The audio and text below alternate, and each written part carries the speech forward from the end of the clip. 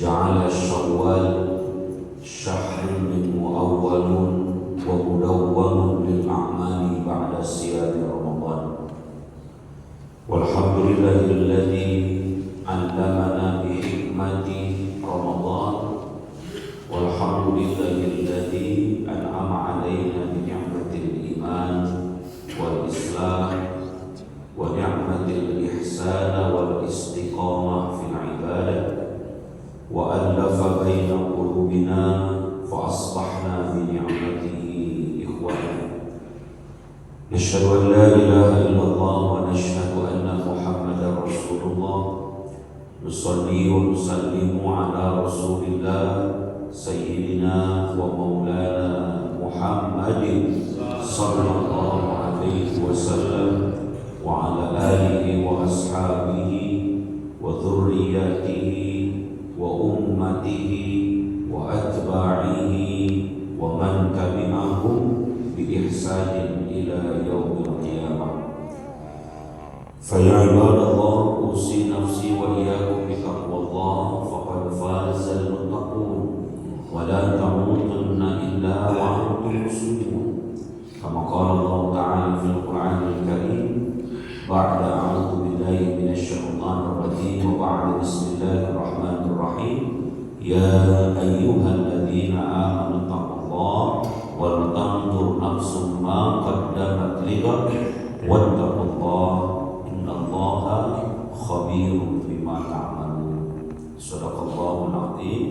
وقال في آية أخرى بسم الله الرحمن الرحيم إن الله وملائكته يصلون على النبي يا أيها الذين آمنوا صلوا عليه وسلموا تسليما.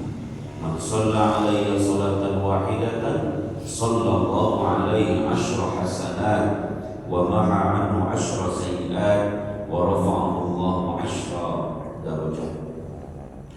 صلى الله على محمد صلى الله عليه وسلم صلى الله على محمد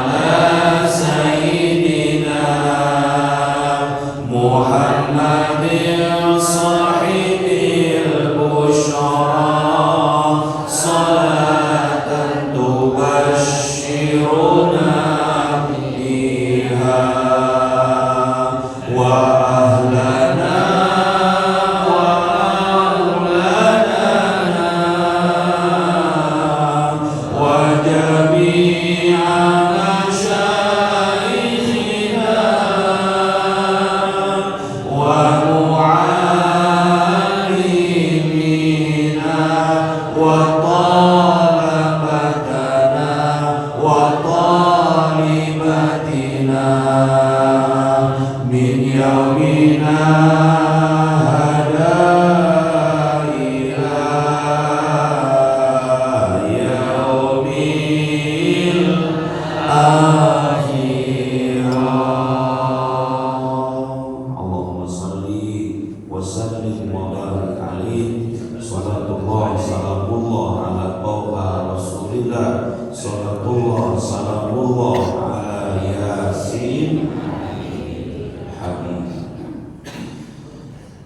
Alhamdulillah, yang saya hormati, yang saya hormat, para sesepuh, para penasehat, para guru, para orang tua, para tokoh, segenap Bapak Ibu hadirin jamaah sholat subuh dan jamaah taklim subuh yang insya Allah seluruhnya dimuliakan Allah Subhanahu wa Ta'ala.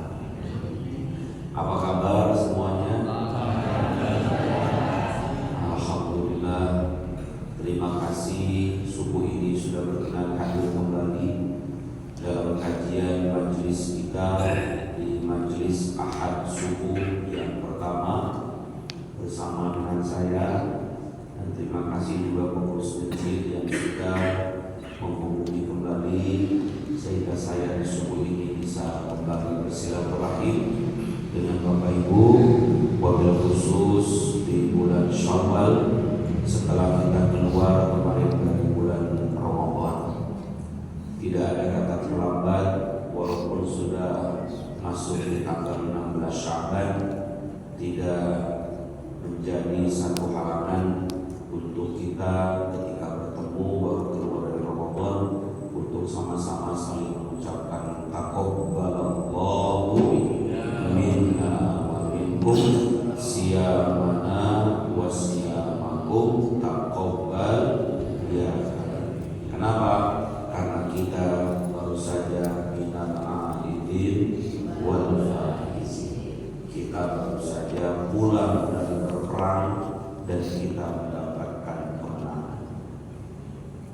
Perang dari mana Ustaz? Kita baru saja sebulan kebelakang berperang melawan musuh yang paling besar, itulah hawa nafsu. Dan setelah masuk Idul Fitri, mudah-mudahan kita termasuk al-faizin, orang-orang yang mendapatkan kemenangan di hadapan Allah Subhanahu wa Ta'ala. Maka untuk menyempurnakannya, tidak ada ibadah yang diterima oleh Allah melainkan ibadah itu juga tidak hanya bersifat alhamdulillah, tapi juga harus saling mengikhlaskan sesama di antara kita. Maka ada ucapan yang terus bergulir setiap orang yang keluar dari bulan Ramadan, ketika dia selesai Idul Fitri, dia mengucapkan dengan sadar mohon maaf lahir dan batin, zahir dan batin. Kenapa kita ucapkan itu? Setidaknya kita tidak mau menjadi orang yang bangkrut, tidak mau menjadi orang yang rugi, tidak mau menjadi orang yang gulung tikar, tidak mau menjadi orang yang muflis. Apa itu muflis, Ustaz? Orang-orang yang kebaikannya hilang, kebaikannya rontok karena ada dosa keburukan sesama di antara kita. Kata Nabi, man dzalama li akhihi irdin syai'un falyatahallalahu. Siapa yang pernah menjatuhkan harga diri saudaranya dengan menzaliminya, mungkin mohon maaf, dengan memfitnah, mungkin dengan menggunjingnya atau merendahkannya, atau mungkin tidak menghargainya, atau mungkin mohon maaf pernah marah kepadanya, mengambil yang bukan haknya. Siapa yang menjatuhkan harga diri saudaranya sekecil apapun, falyatahallalahu, hendaklah dia minta dihalalkan. Inilah mungkin Bapak Ibu yang menjadi dasar Kiai Haji Wahab Hasbullah dulu 45 tahun ke belakang menggelar acara halal bil halal dengan Bapak Presiden Soekarno di Istana Presiden, yang kemudian dilanjutkan oleh orang-orang kita hari ini, tradisi yang mengandung syariat. Bapak Ibu kalau ke Arab gak ketemu halal bil halal, secara ungkapan bahasa Arab aja gak ketemu Ustaz. Halal bil halal itu gak bisa ketemu. Cuman karena kreatifnya ulama kita itu Pak, mengambil satu kata dan kalimat yang dengan kata dan kalimat itu seakan-akan melepas semua ego, melepas semua sekat yang menghalangi di antara kita. Dan mungkin tidak sedikit banyak orang yang jalannya renggang gara-gara salah paham. Tidak sedikit banyak orang yang putus silaturahim gara-gara tersakiti dengan lisan. Tidak sedikit tetangga kita nggak mau saling tegur lagi gara-gara mungkin mohon maaf pernah menyakiti hatinya. Di Idul Fitri dengan ucapan halal bil halal, maka runtuhlah semua sekat itu dan kita bisa menyatu kembali dalam bingkai persaudaraan atau ukhuwah. Alhamdulillah Masjid Jami' Thariqul Ibad sudah melakukan itu semua dengan dimulainya pengajian kita di Ahad pagi, dan ini adalah Ahad yang kedua kali memulai pengajian di bulan Syawal. Maka sebelum berlanjut tausiah ini, Ustaz secara pribadi dan keluarga memohon maaf kepada Bapak Ibu semua kalau selama kita bertemu, selama kita kenal, dan selama kita duduk dalam majelis kajian ilmu, khususnya di Masjid Thariqul Ibad, mungkin ada ucapan Ustaz di kajian yang menyinggung perasaan Bapak Ibu, yang tersindir kemudian terluka, terngiang-ngiang sampai hari ini ucapan-ucapan Ustaz manusia biasa, mohon maaf lahir dan batin. Mohon ridhonya agar ilmu yang disampaikan Bapak Ibu ikhlas ridho menerimanya, dan Ustaz juga ridho memberikannya. Kalau sudah sama-sama ridho, insya Allah juga ridho.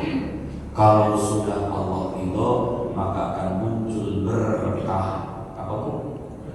Berkah. Berkah itu apa Ustaz? Berkah itu adalah akan memberikan manfaat kepada kita, insya Allah. Pun demikian Bapak Ibu semuanya, insya Allah apapun yang mungkin pernah tergores dalam hati Ustaz selama kita bersama, jauh lebih sebelum Idul Fitri Ustaz sudah betul memaafkan, dan kita tidak ada apapun. Yang pasti kita hanya bersama dan bersatu dalam ukhuwah dan bersatu dalam majlis Thariqul Ibad ini, insya Allah. Maka Bapak Ibu jamaah rahimakumullah, kata Nabi, satu kali Nabi pernah bertanya dengan sahabat, atadruna manil muflis, tahukah kalian orang-orang yang bangkrut itu siapa? Kemudian sahabat menjawab, ya Rasul, al-muflisu fina man la dirham wala malun wala mata'. Menurut kami, kata para sahabat, dan itu mungkin jawaban kita semua, kata para sahabat, ya Rasul, menurut kami orang bangkrut itu orang yang tidak punya harta, orang yang tak punya jabatan, orang yang usahanya hancur, orang yang mungkin habis semua hartanya. Itulah orang yang bangkrut menurut kami, ya Rasulullah, kata sahabat. Terus apa lagi Rasulullah?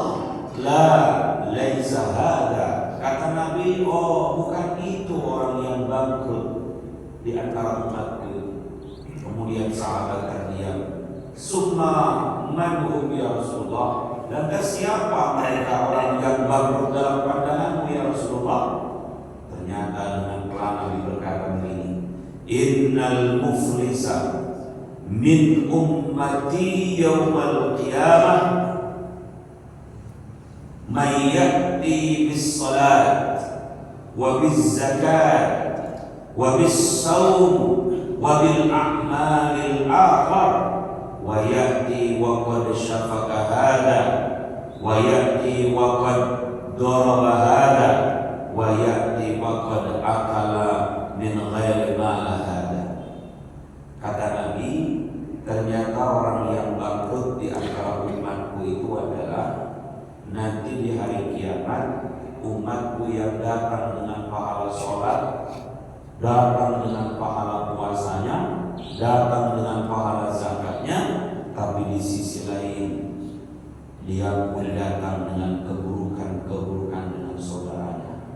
Mungkin dia pernah marah, pernah ego dengan pasangannya, pernah mengambil harta saudara yang bukan haknya, pernah menyakiti tetangganya, tangannya pernah memukul orang lain, mungkin juga mulutnya pernah memfitnah dan menggunjing keburukan saudaranya. Maka ketika itu ukhidal hasanat, akan diambil kebaikannya dan diberikan kepada orang yang pernah dia sakiti. Andai kata kebaikannya tidak bisa menutupi akan keburukannya, maka keburukan orang yang disakitinya itu akan dipindahkan kepadanya. Maka habislah kebaikan orang itu dan bertambahlah keburukannya. Faturihat ilan nar, maka orang dilemparkan ke dalam siksa api nerakanya Allah Subhanahu wa ta'ala. Padahal kita ketika Ramadan hapuskan kami dari penghuni neraka, ternyata selesai Ramadan karena masih ada kesalahan di antara manusia, ternyata hilang pahala puasa kita. Bapak Ibu yang sudah puasa 30 hari menahan lapar dan haus, Bapak Ibu yang telah bertarawih di malam harinya, ada yang 23 rakaat, bahkan mungkin yang sudah baca Quran khatam sampai 6 kali baca Qurannya, ada yang sudah infak sedekah zakat dikeluarkan, hilang semuanya gara-gara kita ada salah kepada sesama manusia. Ini menunjukkan ternyata ibadah bukan hanya dalam konteks ritual kepada Allah, tapi ibadah bisa tercermin dalam sikap kita kepada sesama kita. Walaupun acapkali anggapnya biasa, tapi itu Masya Allah berhati-hati. Siapa Ustaz? Satu, nih perhatikan, biasanya yang saling terluka itu adalah suami dan istri dan suami. Tidak sedikit banyak laki-laki yang diam dengan. Jadi gimana daripada berantem, memilih diam. Diam itu juga bagian di antara sabar. Apa Pak? Apa Bu? Ustaz mau tanya, kira-kira di antara Bapak Ibu ini yang paling sabar istri atau suami? Suami.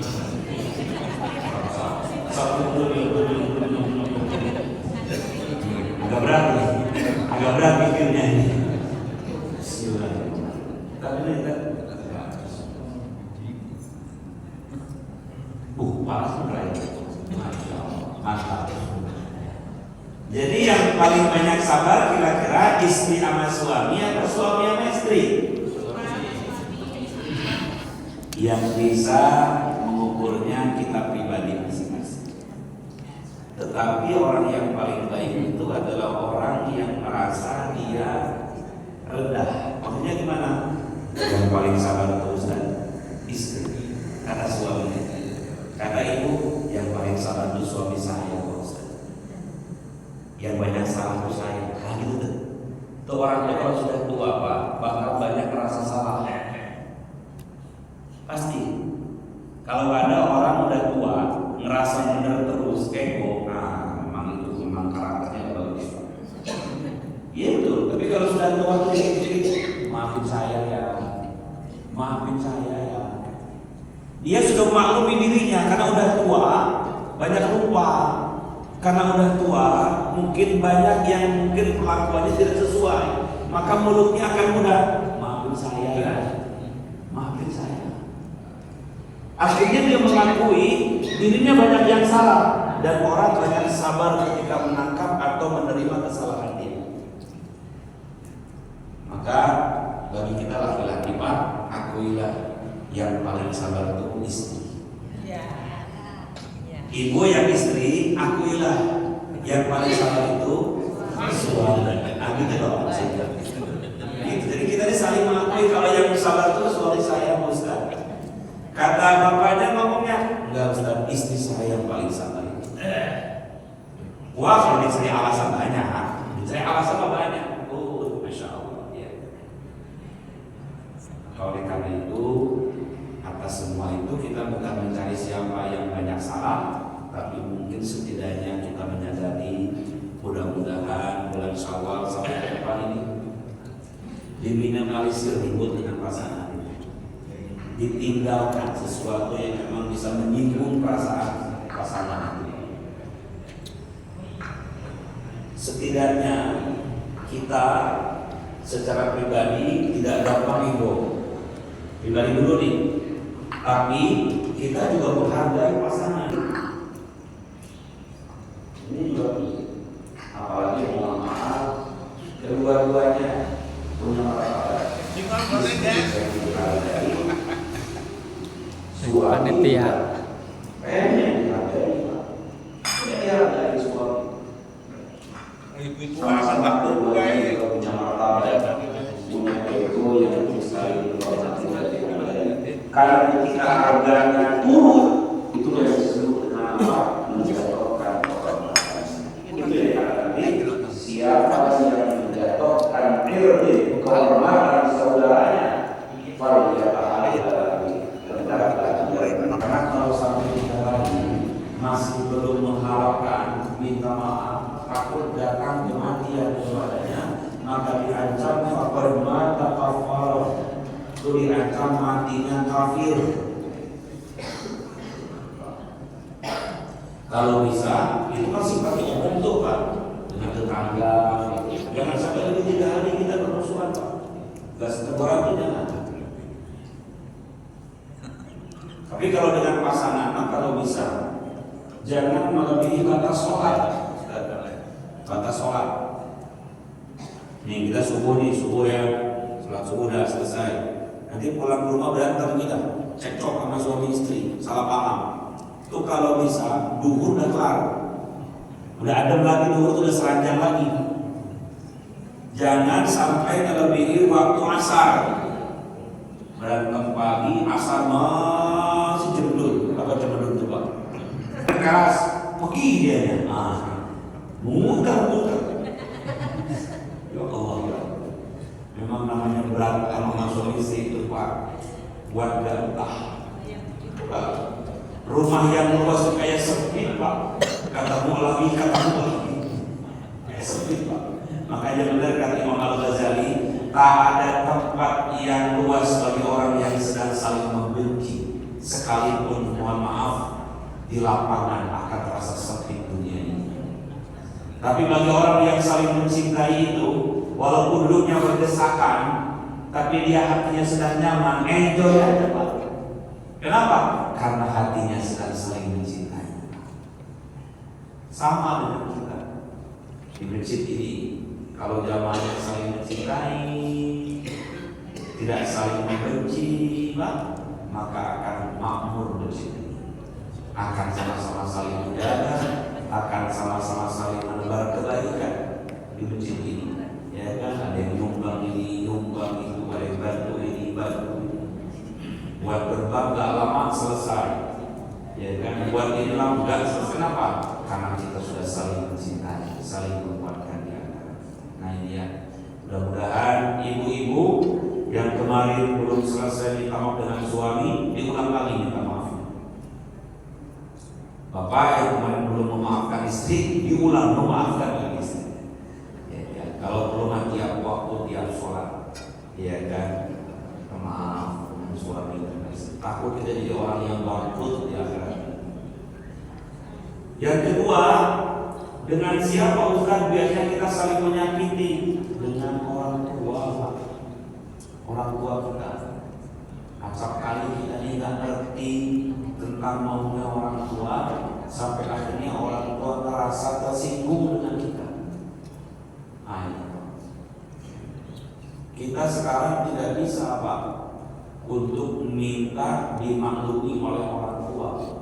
Yang ada sekarang lagi kita yang harus maklumi orang tua. Kalau dulu waktu kita masih kecil, orang tua maklumi kita. Apa kata orang tua? Ya namanya anak-anak. Ya namanya anak-anak. Ambil duit dari satu emaknya, ya kan? Dimaklumi lah. Namanya anak. Nakal, pulang malam, dia kan pakai motor jatuh, marahin sama kita orang tua. Wajar, orang tua maklumi namanya anak-anak. Tapi kalau sekarang orang tua kita sudah sepuh, sudah 30 tahun ke atas, bapak ibu sekarang sudah usia 40-50, mulai terbalik tuh. Yang orang tua sudah seperti anak-anak, maka sudah saatnya kita yang anaknya maklumi orang tua.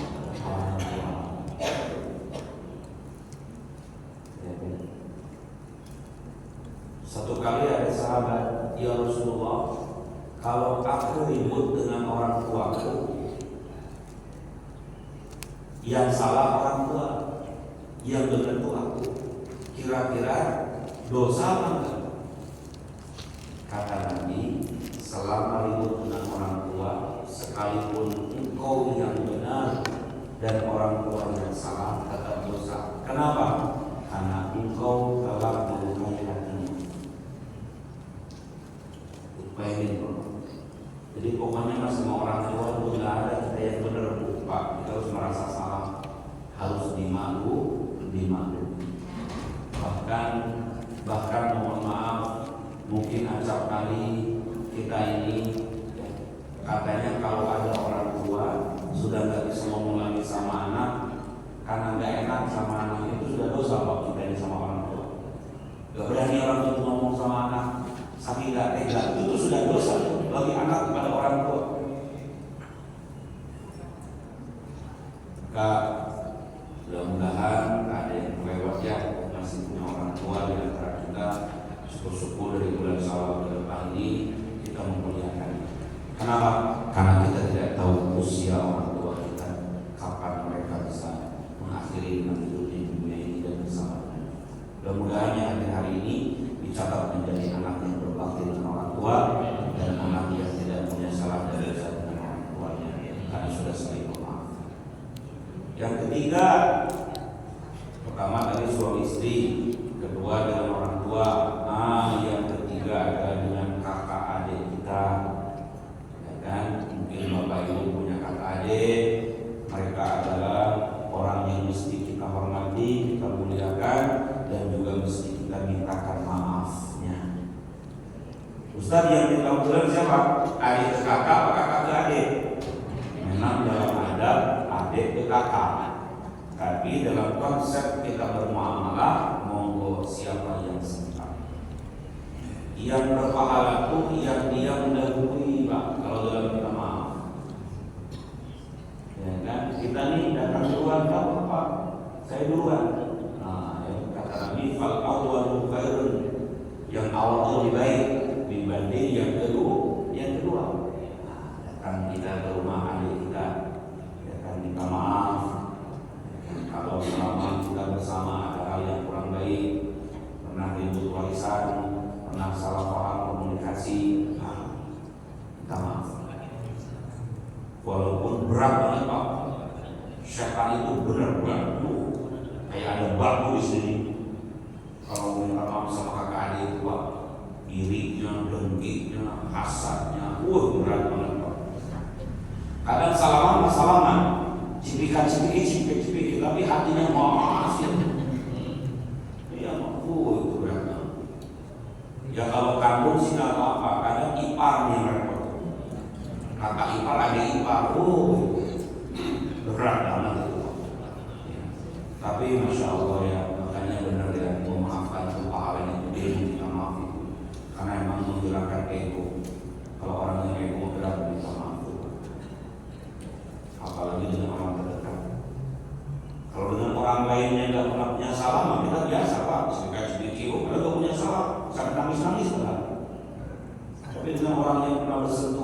kita berselisih, wah itu berat banget.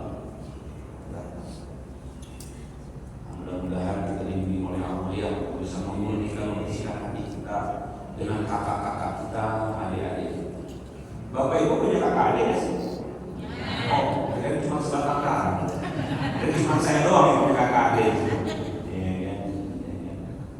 Apalagi kakak adik yang punya usaha sama, ya kan, punya pekerjaan yang sama. Masya Allah, berat banget.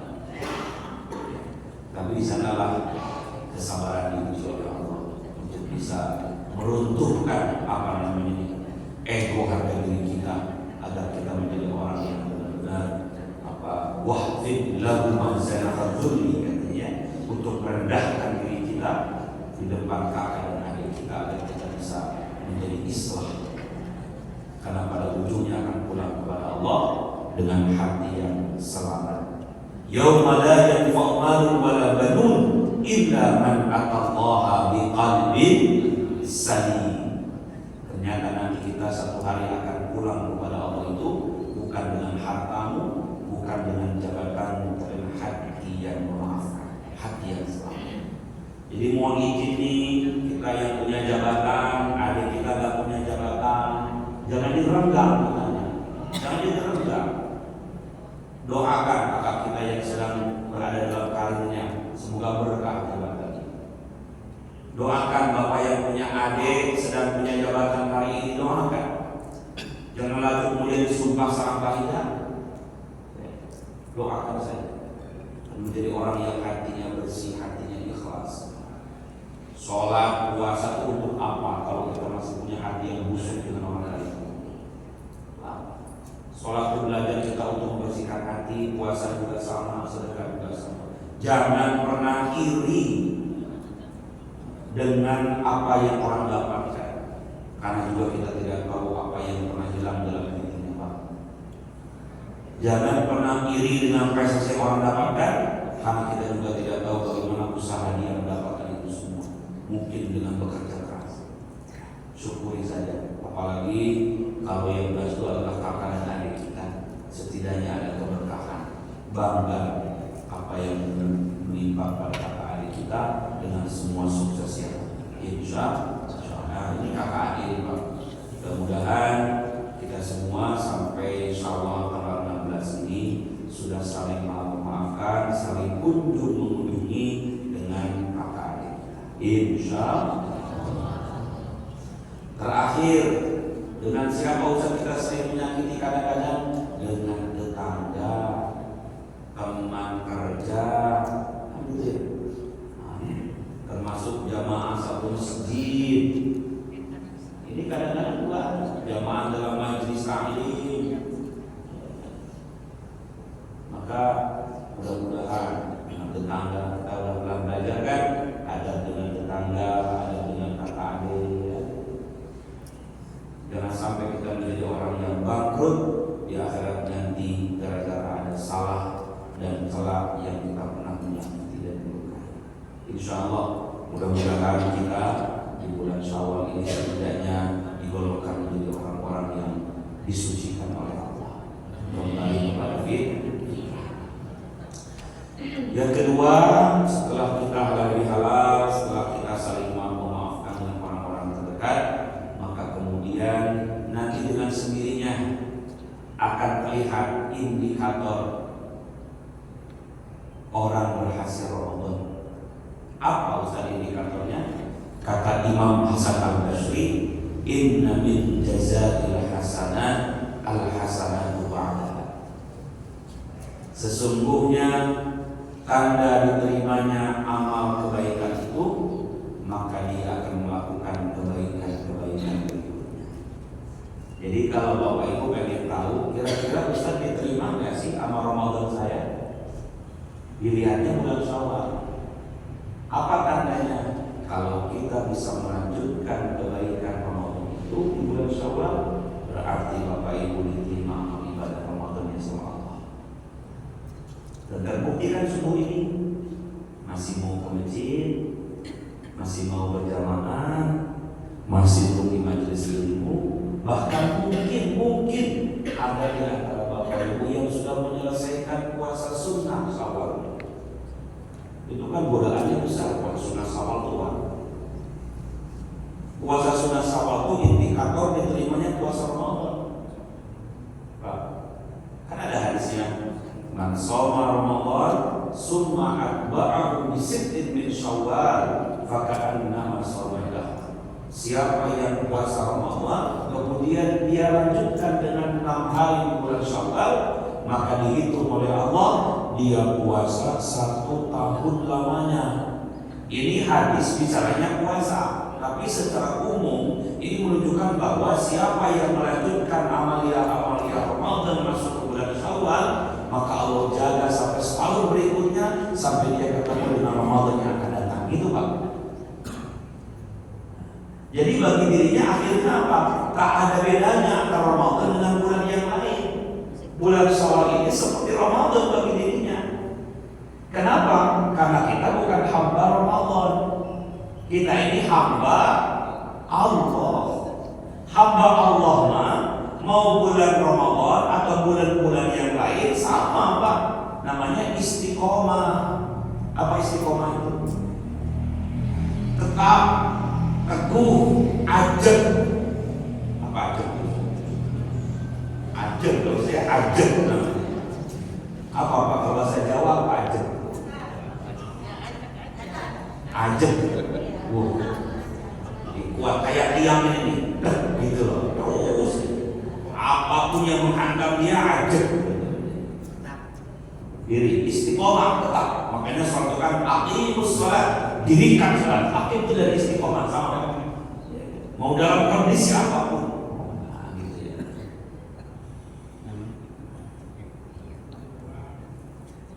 Jadi kita ini Bapak Ibu jamaah rahmatullah bukan hamba Ramadan tapi hamba Allah. Mau Ramadan enggak Ramadan, kita jalankan ibadah kita terus. Nah, salah satu di antaranya adalah puasa yang mungkin ada dari Bapak Ibu yang sudah, yang belum, jangan sampai enggak sayang. Orang yang puasa Syawal 6 hari, Masya Allah ya, dihitung setahun. Berarti kalau Bapak Ibu nanti kan puasa Kamis, dihitung oleh Allah puasa, karena sudah puasa 6 hari, dihitung setahun. Dan kalau Bapak Ibu nanti suruh ketemu Ramadan kami nanti mati di pertengahan ini, udah puasa Syawal, maka dihitung oleh Allah mati dalam kondisi puasa ya. Tuh puasa Syawal. Ini tinggal 14 hari lagi Pak, masih ada waktu yang belum mulai. Bisa mulai dia nggak tuntut kalau harus mulai bang gitu ya. Bisa hari ini puasa, besok enggak. Hari ini puasa lagi besoknya enggak. Yang penting masih di bulan Syawal. Walaupun mohon maaf Pak, kenapa soal puasa Syawal dihitung sampai setahun pahalanya? Karena ketika nih puasa yang paling berat itu bukan puasa Ramadan, puasa Syawal. Puasa Ramadan ringan apa berat? Ringan puasa Ramadan mah. Kenapa ringan? Setidaknya teman kita juga puasa, ya kan? Kita puasa ini puasa semua. Tapi kalau puasa Syawal ini, aduh, Lebaran belum selesai. Kalau belum 3 bulan, tak orang Palembang itu gitu katanya. Kalau belum 3 bulan belum kelar Lebaran ini, Pak, makan dulu. Halal bila halal, makan. Bahkan mungkin mohon maaf, ya kan, kue-kue Lebaran masih terpanjang rapi depan meja-meja kita itu. Sok jujur saya mau tanya, ibu-ibu saya mau tanya. Coba angkat tangannya siapa yang kue Lebarannya masih ada di atas meja. Tuh kan. Belum kelar Lebaran ini, masih lanjut pokoknya Mas. Belum kelar Lebaran itu. Jadi mau puasa itu berat mau puasa ini Pak. Masih doyan makan kita itu, aduh. Kasih kacang, kasih singkong pula, pisang rebus dulu. Ini makanan Jokowi. Makanan Jokowi katanya. Masya Allah, menyehatkan ya kan. Dikasih kopi pula lagi, mantap. Apa status hari ini? Mantap. Mantap, hari yang mantap pokoknya kan. Apalagi hari Minggu kan. Nah, besok Senin tuh mulai puasa. Bapak Ibu yang belum puasa Syawal besok Senin mulai. Kalian dapat Seninnya ya. Kita ingin diterima puasa Ramadannya, indikatornya adalah kita berpuasa Syawal. Tamunya ada tamu Pak Ustaz, disiasati aja. Kalau tamu ada ya suruh makan di rumah. Kita pura-pura aja ambil gelas kosong isinya. Tamu minum kita minum, kalau nggak isi. Ini Pak, itu guru saya begitu. Saya punya kiai dulu, masya Allah. Walaupun kata kiai saya gini, puasa Syawal itu sunnahnya 2 minggu selesai Lebaran. Kata dia ngomong sama kita santrinya. Ternyata dia enggak. Hari ini Idul Fitri, besok dia puasa Pak langsung. Gimana coba? Jadi dia menghargai orang lain untuk tidak langsung berpuasa karena Lebaran, karena pengen menikmati hidangan-hidangan Lebaran. Tapi dirinya langsung berpuasa. Kenapa? Karena bagi dirinya adalah tirakat dia dekat dengan Allah lewat puasa. Pas kita datang ke rumah kiai itu, kata kiai, minum. Dia juga sama minum. Kita minum, dia minum juga. Pas kita mau salaman, dilihat kosong gelasnya itu. Oh ternyata dia berpura-pura puasa, berpura-pura apa namanya? Gak puasa daripada kita. Padahal dia puasa. Lupa. Kenapa coba? Dia pun mau, itulah hasil dari keikhlasan. Dia tidak mau diketahui orang bahwa dia puasa.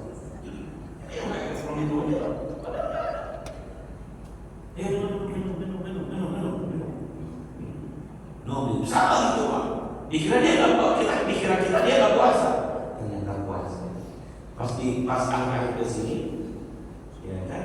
Nah, barulah kita nih kan kiai saya itu kan kalau ada santri-santri yang sudah berhasil, nanti dia udah menjadi ulama gitu Pak. Saya ada Ustaz Adi Hidayat dan kawan saya, Ustaz Ilman dan sebagainya, ada Ustaz lain. Itu kadang dipanggil khusus. Ketika pas Ramadan dipanggil khusus dikumpulin. Ada 30 orang alumni. Nah baru tuh dia bicara. Jadi penguatan, maksudnya penguatan. Jadi kata dia, belajar ikhlas itu adalah belajar di mana kebaikan kita ini jangan dilihat orang lain. Tutupin seperti kalian menutupi keburukan kalian. Coba kita ini Bapak Ibu nih, kalau kita punya keburukan, pengennya orang tahu apa tidak tahu.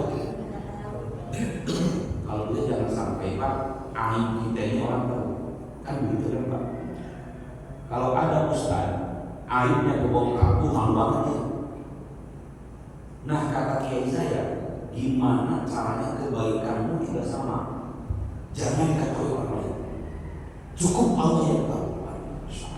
Berarti cukup Allah yang tahu kebaikan kita. Karena amal yang dihisabkan itu adalah, bahkan yang terakhir itu adalah amal yang orang tidak tahu, yang cuma Allah yang tahu. Hal laka sirrun indallah, kata Nabi. Adakah amal yang rahasia hanya engkau dengan Allah? Makanya kan sholat yang terbaik di luar sholat 5 waktu itu apa? Tahajud. Walaupun sekarang kami bisa tahu Pak, tapi kenapa yang terbaik? Karena sebenarnya itu adalah sholat di sepertiga malam yang orang sedang tidur. Dia mengakses hubungan dengan Allah lewat tahajud. Nah sama itu dengan kebaikan kita. Makanya amalan hati itu ada ketahuan amalan hati. Ada ketahuan amalan hati itu Pak. Kan kita nggak tahu siapa di antara kita itu yang sedang membenci hatinya, yang sedang gelisah. Saya nggak tahu di antara bapak kita. Ibu bapak nggak tahu juga. Jangan-jangan hati ibu ini sedang membenci, sedang kesal bapaknya sama Masya Allah. Itu Pak. Gimana caranya ngebersihin? Dulu kata kayak saya juga, kalau kamu sedang benci, caranya kamu masuk kolam, berendam di kolam, teriak dalam gitu Pak.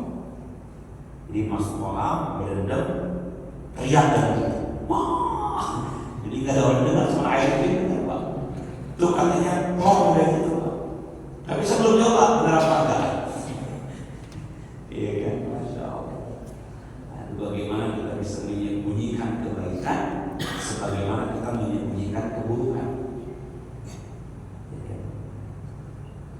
Ayyatumul hasanat kama yaktumus sayyi'at. Nah itu Pak.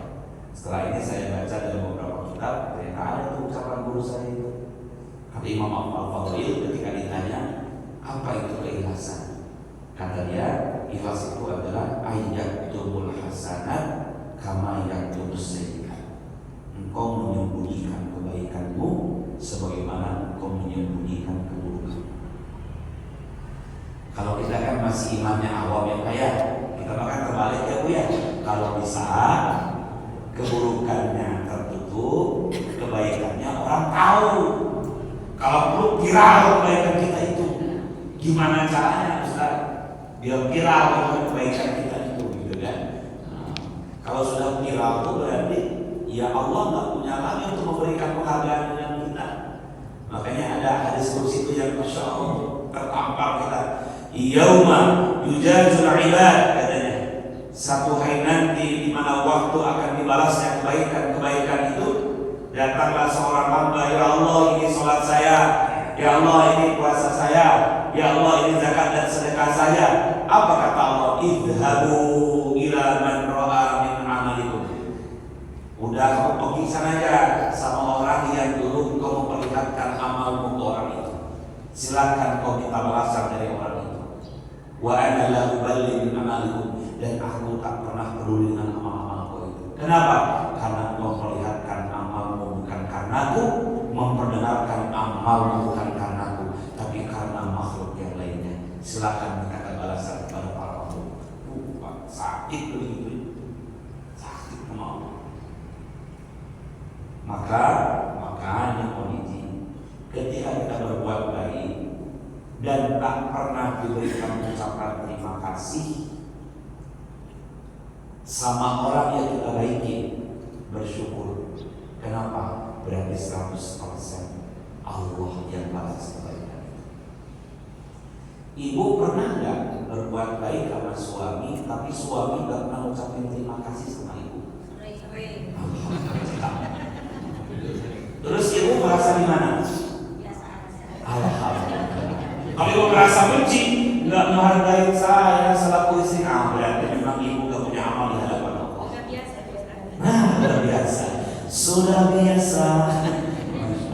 Atau bapak Ustaz mau tanya, bapak pernah nggak berbuat baik untuk istri dan nggak pernah dihargai sama istri?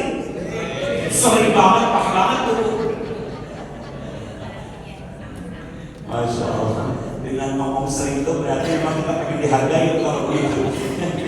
Harusnya membaca kalau ada misalnya ini, ibu pernah nggak berbuat baik sama suami dan dihargai? Kata ibu nggak pernah. Ustaz, baik dengan suami saya sama apa berarti? Gitu dong berpikirnya kita. Bapak juga sama harusnya. Bapak pernah nggak berbuat baik sama istri? Nggak pernah. Baik betul istri sama saya. Cakep tuh berarti. Jadi menutup keburukan orang lain dan dia menerima kebaikan. Makanya sama tuh. Jadi gini, saya semalam di Zoom dengan beberapa teman-teman, itu ada ucapan yang baik. Jadi kata dia, orang itu kalau sudah halal itu kadang-kadang gini Bu, ingat dan lupakan. Apa maksudnya? Ingat kebaikan orang, lupakan kebaikan kita dengan dia. Yang kedua lupakan apa? Lupakan keburukan orang dengan kita, dan lupakanlah kebaikan kita dengan orang itu. Itu orang selanjutnya. Jadi gini Pak, kalau kita begini, para suami ingat kebaikan istri dengan kita dan lupakan keburukan istri. Ibu ingat kebaikan suami dengan ibu dan ibu lupakan keburukan suami dengan ibu. Tuh kalau orang dengar Idul Fitri itu begitu. Jangan dibanding, jangan ingat keburukannya, lupa dengan kebaikan. Gimana cara tesnya? Gampang Pak. Pas lagi nggak sadar tuh tes. Bu, coba sebutkan keburukan suami. Bu, gak usah banyak dua aja, jangan gak usah 10 aja. Jadi kita lebih banyak mengingat keburukannya lupa dengan kebaikannya. Dan kalau ditanya, Pak, coba sebutkan kebaikan istri. Wah, Bapak mulai ngomong, Ustaz, pengertian, orangnya soleha, Masya Allah, orangnya romantis, terus sampai 20 tahun. Memang otak kita ini Pak baik di sini. Tapi kalau keduanya yang buruk-buruk, berarti memang hati kita ini adalah buruk. Maka kata Agim katanya, hati itu ibarat teko. Apa teko itu? Ceret itu Pak, kalau diisi air putih, air bening, pas dikeluarkan isinya bening. Ceret isinya air teh, pas keluar isinya sama dengan hati. Hati orang terlihat dari ucapannya. Walaupun dia bisa berpura-pura, tapi tetap terlihat dari ucapannya. Kalau bening hatinya itu Pak, ucapannya baik keluar, karena hatinya bagus.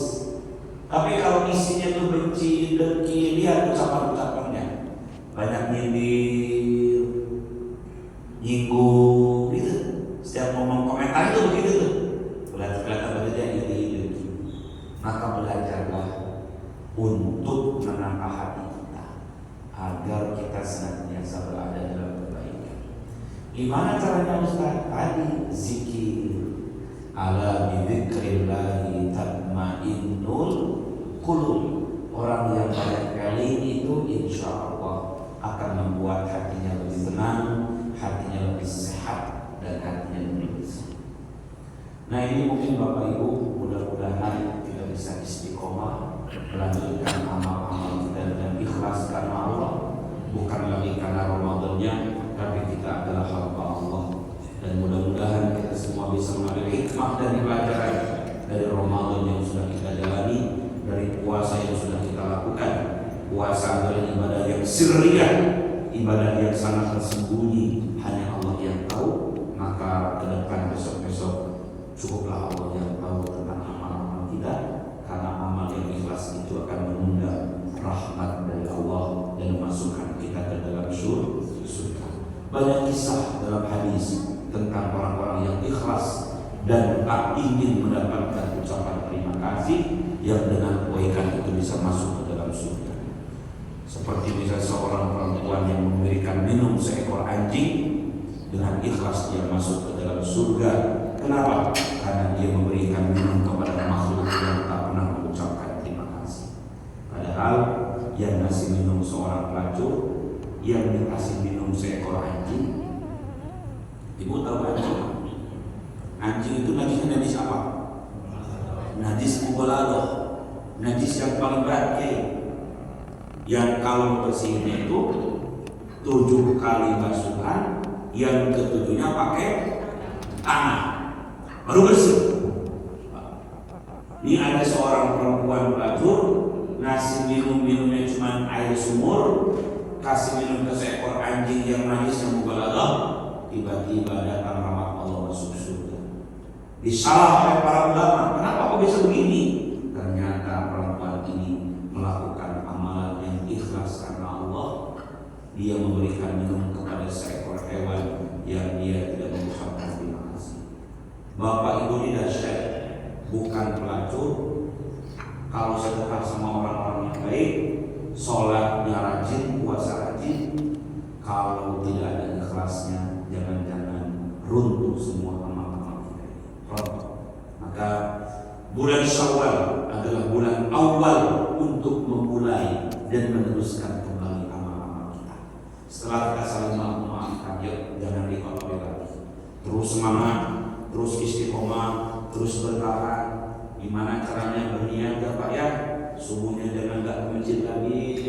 Syukur-syukur 5 waktu, kalaupun tidak 5 waktu yang luang, subuh, maghrib, isya. Kalau duhur, asar mungkin Bapak Ibu masih ada aktivitas, tapi kalau bisa maksimalkan berjamaah, walaupun di mana kita bekerja, sebagai tanda istiqomah di hadapan Allah. Sampai kapan Ustaz? Sampai kita tahu Allah memutuskan dan mematikan kita di muka bumi. Ibu, mulai lagi pengajian muslimatnya, mulai lagi pengajian baca Al-Qurannya. Jangan terlena dengan lebaran. Nanti ujungnya kita malas mulai kembali. Dan maka mulai lagi Bapak yang zikir, yang manakiban, yang yasinan, yang malam jumatan, dimulailah untuk mengajar. Istiqomahkan kembali sampai Allah memisahkan kita dengan dunia ini. Karena ibadah yang paling baik itu adalah ibadah yang terus menerus walaupun kecil. Baca Quran lagi walaupun sedikit gak apa-apa. Sedekah lagi yang kita miliki walaupun tidak banyak gak apa-apa.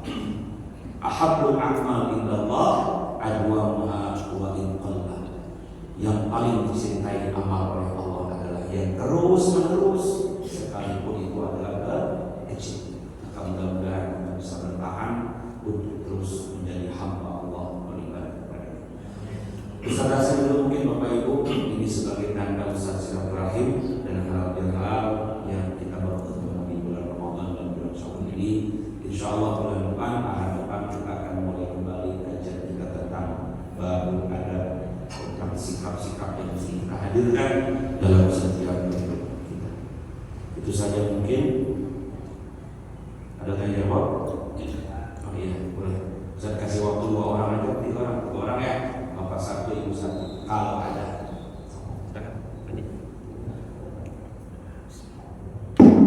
Assalamualaikum warahmatullahi wabarakatuh.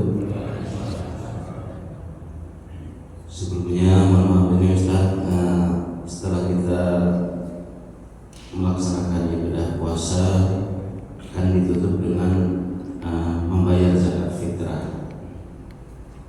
Kemudian saya ingin bertanya mengenai membayar fidyah. Apabila ada seseorang mempunyai orang tua dan dia tidak bisa melaksanakan puasa, sedangkan sebelum Idul Fitri meninggal dunia. Nah, membayar fidyahnya itu dihitung sampai akhir hayat apa hanya beberapa hari, dan yang berhak membayar fidyah itu siapa? Mohon penjelasannya dari Ustaz. Terima kasih. Assalamualaikum warahmatullahi wabarakatuh.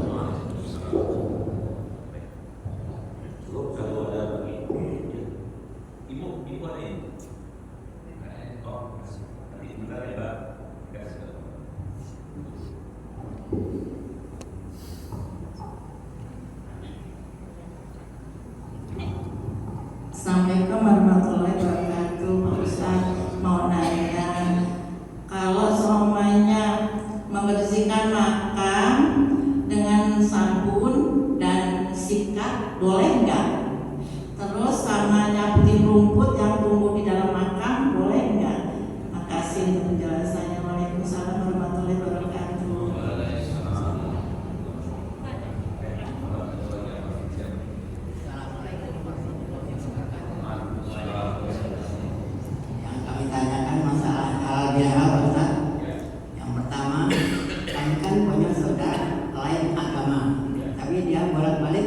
Silaturahmi ada tempat saya, tapi kalau kita ala kebaliknya itu hukumnya gimana? Sebelum penjelasan Ustaz. Assalamualaikum warahmatullahi wabarakatuh. Waalaikumsalam. Baik, kasihlah. Pertama, walitukmilu iddata walitukabirullah. Sempurnakan bilangan puasamu kemudian bertakbir kepada Allah. Ini menjadi ayat dan dari kata ulama, kalau bayar fidyah sekalipun almarhum tidak sampai 30 hari Ramadan, tapi fidyahnya sempurnakan 30 hari, Pak. Ya, jadi bukan hanya hari yang dia jalani ketika hidupnya. Misalnya begini, di almarhum ini nggak puasa 15 hari, hari ke-16 meninggal, berarti masih ada 40 hari. Itu kata ulama, biar Allah sempurnakan bayar 30 harinya. Kenapa? Karena almarhum sudah masuk di bulan Ramadan. Sudah masuk di bulan Ramadan, walaupun tidak sampai dia 30 hari hidupnya. Ya kan, sama dengan zakat. Ada bayi melahir pas Idul Fitri, Bu, lahirnya itu. Misalnya lahirnya jam 3 dini hari. Ini Idul Fitri, tapi khatib belum naik ke atas khutbah, maka bayi itu wajib keluar zakat fitrahnya. Ya, sama dengan fidyah. Jadi usahakan kalau Bapak Ibu membayar fidyah orang tua kita yang nggak puasa, tiba-tiba mati di pertengahan Ramadan, bayar fidyahnya, sempurnakan 30 hari. Fidyah itu adalah memberikan makan kepada orang, gak gede fidyah itu Pak. Ngasih makan sama orang miskin, satu orang satu. Jadi bukan ngasih makan banyak, enggak. Sesuai dengan jatah makan orang itu.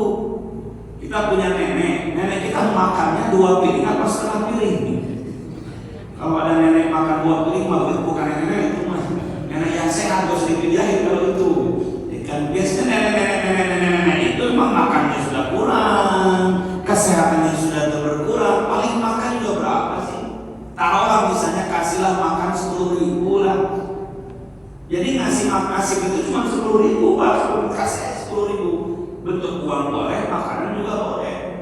Cuman kalau kita pengen memuliakan, pengen kalau bagus, udah 10.000 kali makan, pagi, siang, sore, jadi 30.000. 30.000 dikali 30 hari, berapa tuh?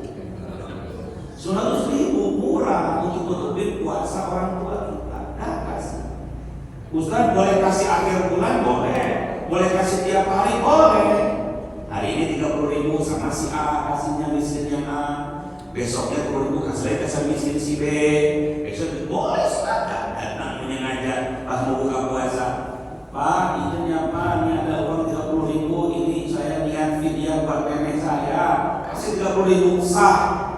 Beliin bukaan sama orang ini, dapat pahala puasa si neneknya, dapat pahala puasa yang ngasihnya. Itu maksudnya.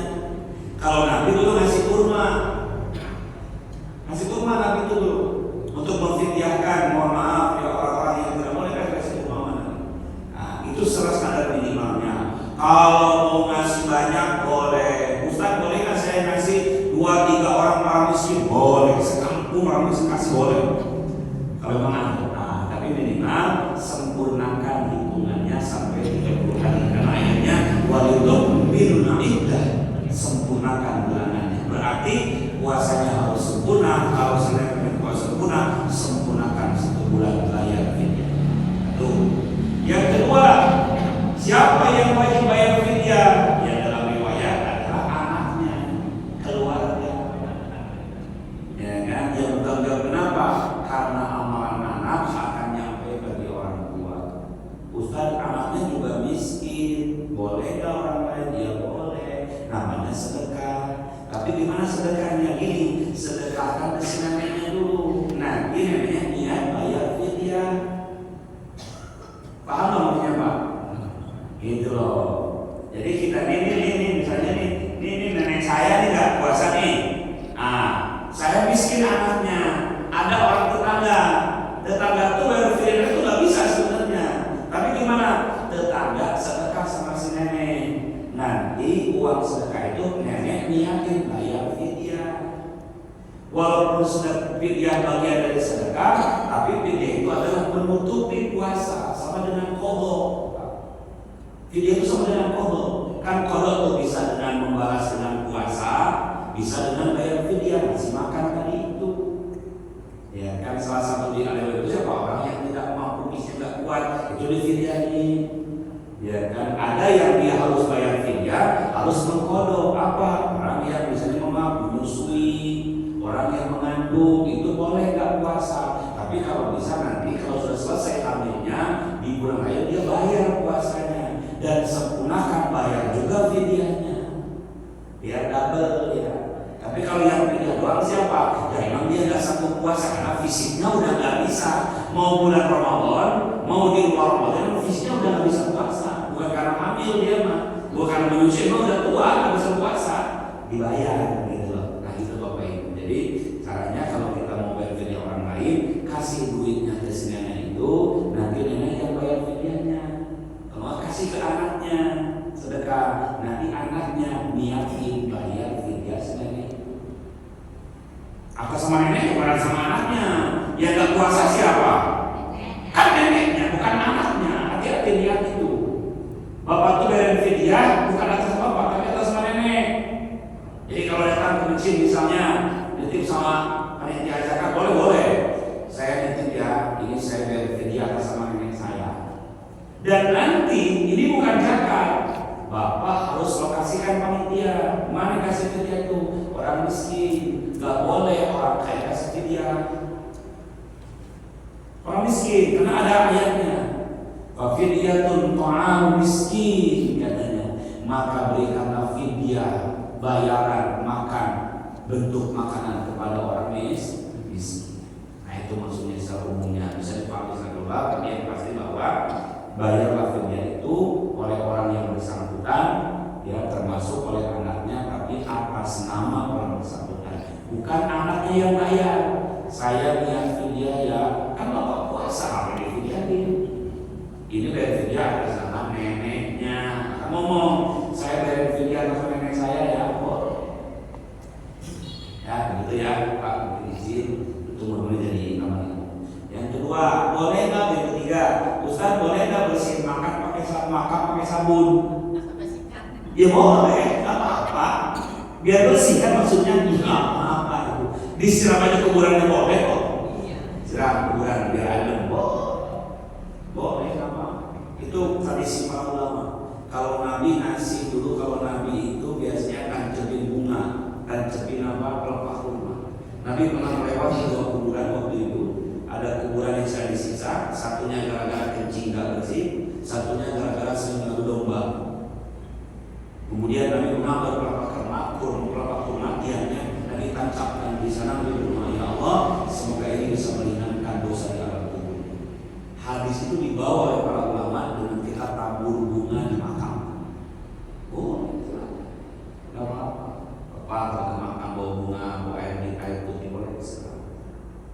Jangan lihat airnya, jangan lihat bunganya, tapi hakikatnya. Ini sebagai asbab saja. Yang benar itu mudah-mudahan dia sampai kepada Allah. Ustaz apakah musyrik? Ya enggak. Ibu kalau ke Mekah, sholat depan Ka'bah, ibu nyembah Ka'bah, nyembah Allah. Nah itu maksudnya. Kan nyembah Allah, bukan nyembah Ka'bah. Sholat di sini, ngadepnya ke kiblat sana, nyembah kiblat nyembah Allah. Nyembah Allah. Makanya ujungnya kalau nanti kita nggak tahu kiblat, fa aina ma tuwallu fasama wajhullah. Kalau engkau tidak tahu di mana arah kiblat, menghadaplah kemanapun, karena semua itu adalah pada wajah Allah. Sama. Dan kasih air, kasih bunga, sikat makam pakai rimso kalau perlu, nggak apa-apa. Yang penting ada waktu aja. Yang nggak boleh itu adalah memakai.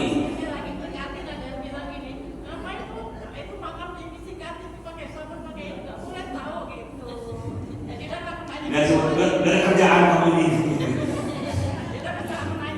Ya baik. Jadi gini Bu, satu sisi ibadah kita ini kan pakai perasaannya.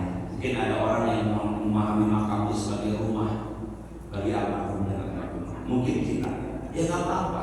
Toh juga ada hadis begini kan, siapa yang berkunjung kepada orang yang telah mati, maka dia sedang berkunjung di waktu dia hidup. Kan ada tuh Nabi gitu ya. Manzaruni ba'da wafat faqad zaruni indal hayat. Siapa yang datang ke makamku kata Nabi di saat aku sudah mati, maka dia sebenarnya sama kalau berkunjung kepada beliau Allah. Nah sekarang kuburan itu makam, rumah bagi emak yang sudah wafat. Ibu datang bersihin bagus daripada kuburan yang hilang dari urus. Yang nggak boleh itu kalau kuburan di semen, di lantai nggak boleh Pak. Di kuburan dibuatin bangunan nggak boleh, harus tetap tanah. Tapi kalau mohon maaf nih dikasih apa namanya nisan boleh kalau itu boleh sebagai tanda. Yang penting atasnya nggak ditutup. Kan ada orang tuh buat bangunan di atas kuburan, nggak akan tetap di sana dia. Kenapa ada kuburan nggak boleh? Kalau mau dipindahin dulu kuburannya, pindah kemana? Tapi kalau mungkin mohon maaf, kalau orang pakai izin boleh, yang penting makam pribadi. Makam umum nggak boleh Pak. Kenapa? Itu bukan tanah kita, bukan tanah pribadi, tanah orang. Maksudnya apa? Kalau nanti habis tanahnya, itu kuburan bisa digali lagi, ditumpuk. Boleh nggak Pak? Boleh. Ibu tuh ngomong sama anak, nah nanti kalau Pak mati, tumpuk aja di kuburan bapak kamu. Tuh, ya. Tumpuk boleh. Tumpuk Kalau di baki nggak ditumpuk udah habis pemakaman baki itu pokoknya. Ada pemakaman satu yang namanya pemakaman baki. Itu yang tinggal makam di sana, Pak. Itu ditumpuk semua. Saya 4 kali Bapak Ibu pernah nguburin jamaah di sana yang meninggal jamaah saya. Karena pas saya masukin masih ada jenazah di bawah. Jadi ada kayak lemari itu masuk itu. Nah, bukan anak. Jadi kan kalau kita kuburan itu kan langsung tanah bawah ya. Kalau sana mah kayak di pinggir, ya misalnya kuburan kayak samping itu nggak ada tanahnya itu, jadi masukin. Itu Pak ditumpuk tuh, tapi tetap ya mengenal dengan tanah. Ya kalau kita masih banyak tanahnya nggak usah ditumpuk, kan kecuali suami istri. Nggak boleh numpuk itu kalau dia bukan muslim, nggak boleh. Istri tetangga ditumpuk dengan suami tetangga nggak boleh. Ya, ditumpuk itu dengan orang yang berdekatan, suami istri, orang tua sama anak, kakak, adik boleh. Gitu ya Bu. Cukup ya boleh nggak apa-apa, sikat aja makamnya. Kalau perlu semuanya sekali biar bersih Bu. Ya, jadi pilih jadi ketua, jadi ketua makam. Bersih makam enak orang ziarah. Sekarang tuh makam jangan dibuat serem. Coba lihat makam Rasulullah itu, ya Allah wangi, Allah wangi, bersih. Kalau bisa, makanya mohon maaf ya sebenarnya dulu orang dulu kalau yang makamnya saya sama orang yang baik, maka itu kenapa dipisah antara makam muslim sama non muslim. Dan kalau boleh pilih, maka kita bisa pilih. Kalau yang saya tetanggakan orang yang soleh di makam. Karena kenapa? Walaupun kita ini mohon maaf beda. Ini kalau kita ini makam orang baik, ini orang tidak baik itu berpengaruh sisanya. Satu malu, maka boleh pilih. Makam pahlawan, boleh menjadi pahlawan. Kita punya makam itu kalau saya mati samping ibu ya, samping bapak ya, samping kiai saya. Pasti akan terasa itu makamnya. Coba aja Bapak, nanti kalau mati di samping orang yang nggak benar, nanti kalau ada apa-apa, bangun lagi. Apa yang mau kita cerita? Ya, mau bersih makam ya, bangun makamnya bagus. Kalau untuk ziarah tuh enak, gitu ya. Ada tempat duduk gitu kan. Ada makam yang paling mahal di Jakarta, namanya makam Al-Azhar. Itu di salah satu miliar boleh. Itu sewanya aja Pak, belum makanya sewanya. Tapi enak di sana itu, saya pernah masuk sekali. Iya Pak, ada tamannya, tempat bermainnya. Jadi kalau anak-anak berjalan ke tempat nenek nah kalau kita nggak begitu amat ya, yang penting makamnya dijaga, kan dibersih. Karena mohon biar ada. Boleh kok, nggak apa-apa, ya kan? Ya nggak ada apa-apa, ya boleh aja gitu, nggak ada penghalangan, nggak ada. Kalau nyabutin rumputnya boleh nggak? Apa? Oh nyabutin rumput boleh, nyabutin rumput yang sebelah mana nih? Di dalamnya. Oh iya, nggak apa-apa, nyabutin rumputnya boleh. Dibersihin, biar nggak tumbuh arang-arang yang nggak jelas, hilang pula makamnya. Kalau banyak rumput-rumput, nggak tahu ada makam di sana. Nisannya hilang, rumputnya banyak, udah ada makam, ada kuburan di sana. Coba lihat makam-makam wali itu bersih-bersih, makam-makam wali. Bapak itu pernah ziarah wali semua, coba itu makamnya bersih-bersih. Bahkan dekat-dekat masjid, sholat di sana, ya kan? Walaupun kita bukan sholat di makam, bukan sholat di ibadah, tapi kita memang ambil tabarukan, ambil karomahnya.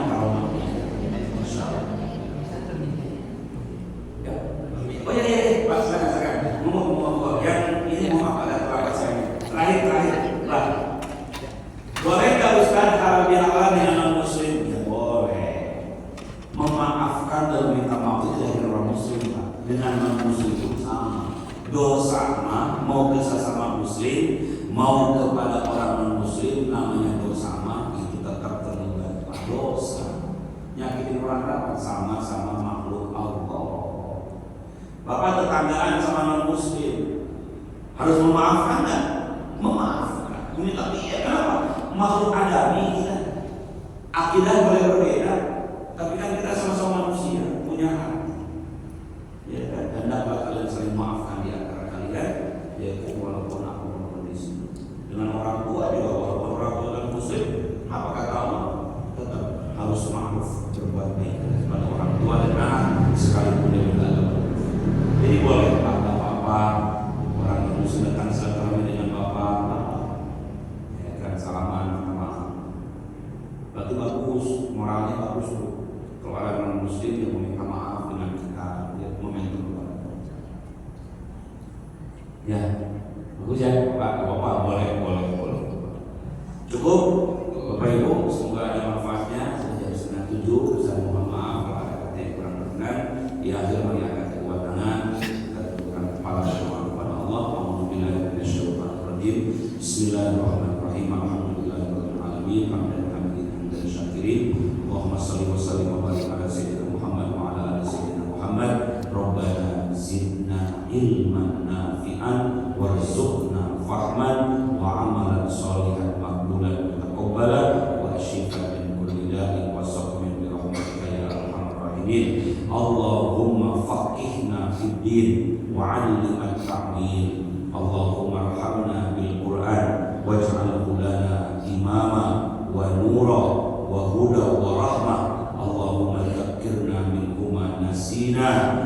Allahumma dzakkirna minhu ma nasina waj'alna tilawatahu ana al-lail wa ana an-nahar waj'alhu lana hujjatan ya Allah ya rabbal alamin. Rabbana atina fid dunya hasanah wa fil akhirati hasanah wa qina adzabannar. Subhana rabbika rabbil izzati amma yasifun wa salamun alal mursalin walhamdulillahi rabbil alamin.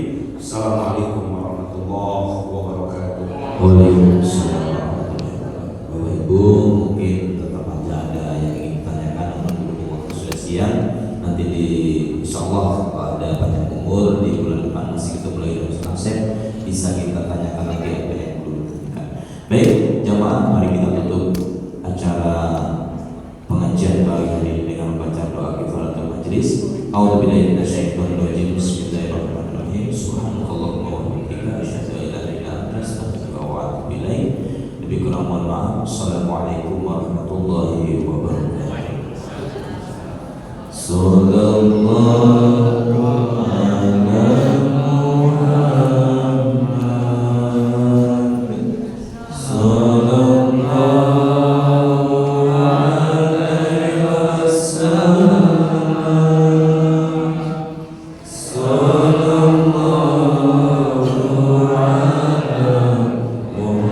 Muhammad. Sallallahu alaihi wasallam.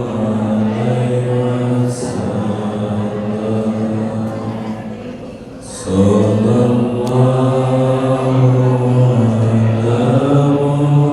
ala Muhammad. Sallallahu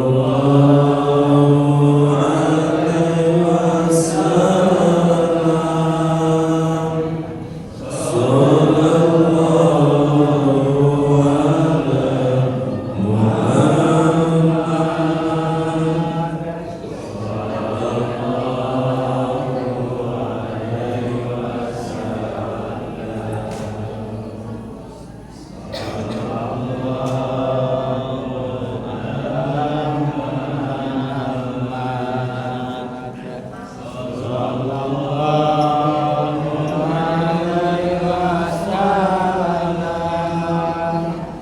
Sallallahu Muhammad. Sallallahu alaihi wasallam. Ya Nabi salam alaika. Ya Rasul salam